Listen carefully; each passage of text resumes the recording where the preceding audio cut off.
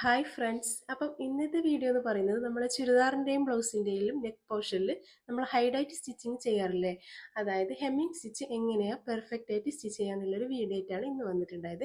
ബിഗിനേഴ്സിനെല്ലാം useful ആയിട്ടുള്ള ഒരു video ആണ്.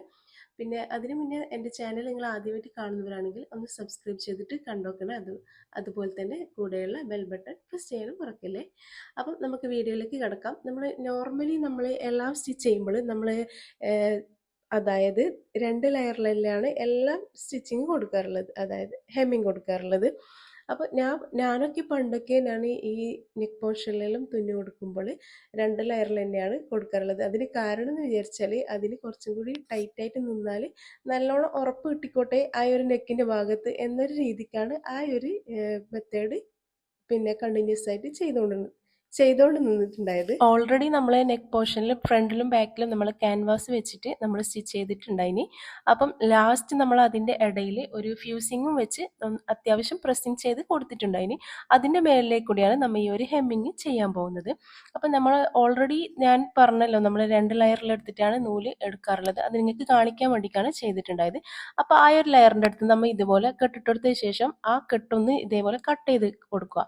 എന്നിട്ടാകുമ്പം ഒരു ലെയർ ത്രെഡ് ഇതേപോലെ ഒന്ന് വലിച്ചു കഴിഞ്ഞാൽ നമ്മൾ, അതായത് എന്താ പറയുക, ഒരു ലെയർ ലെങ്ത്ത് കൂടിയിട്ടും രണ്ടാമത്തെ ലെയർ ലെങ്ത്ത് കുറഞ്ഞിട്ടും ആ ഒരു രീതിക്കാണ് കിട്ടാറുള്ളത്. ഓക്കെ, എന്നിട്ടാകുമ്പം ഒരു ലെയർ മാത്രം ഇതേപോലെ പിടിച്ചിട്ട് നമ്മളൊന്ന് കെട്ടിട്ട് കൊടുക്കുക.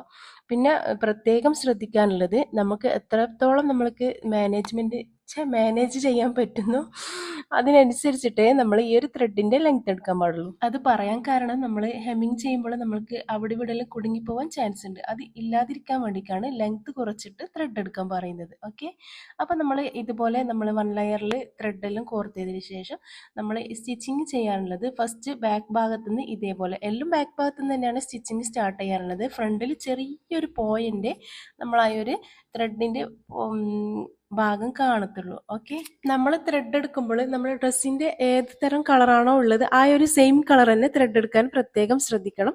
അതുപോലെ തന്നെ നമ്മൾ ഹെമ്മിങ് ചെയ്യുമ്പോൾ അരേഞ്ച് ഗ്യാപ്പ് വെച്ചിട്ട് ചെയ്താലാണ് അതിൻ്റെ പെർഫെക്റ്റ് ലുക്ക് കിട്ടാറുള്ളത് കേട്ടോ.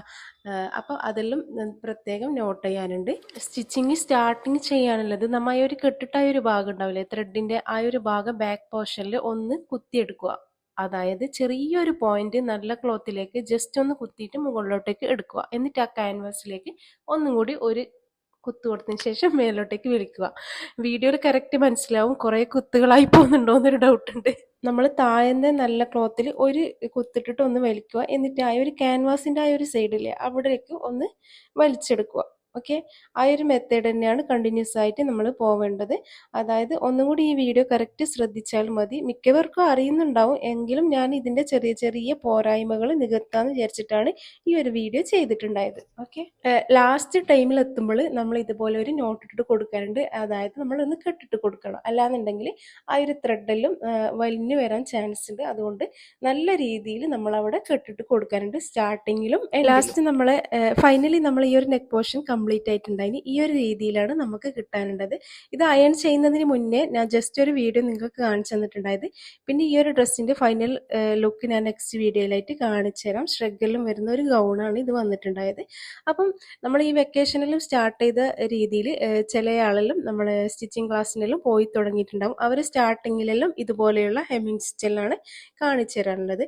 അപ്പോൾ ഈ ഒരു ഫ്യൂസിങ് വെച്ചിട്ടുള്ള ആ ഒരു മെത്തേഡൊന്നും അവർ കാണിച്ചു തരാൻ ചാൻസ് ഇല്ല. ഇതുപോലെയുള്ള നല്ല ടിപ്സ് ആൻഡ് ട്രിക്സിനായി പേജ് ഫോളോ ചെയ്തിട്ട് കണ്ടുവെക്കുക. അതുപോലെ തന്നെ കൂടെയുള്ള ബെൽ ബട്ടൺ പ്രസ് ചെയ്യാനും മറക്കല്ലേ. ഈ ഒരു വീഡിയോ നിങ്ങൾക്ക് യൂസ്ഫുൾ ആണെങ്കിൽ കമന്റിലൂടെ അറിയിക്കുക. അതുപോലെ തന്നെ പുതിയ വീഡിയോ ആയിട്ട് വീണ്ടും വരാം. ഓക്കെ, അസ്സലാമു അലൈക്കും.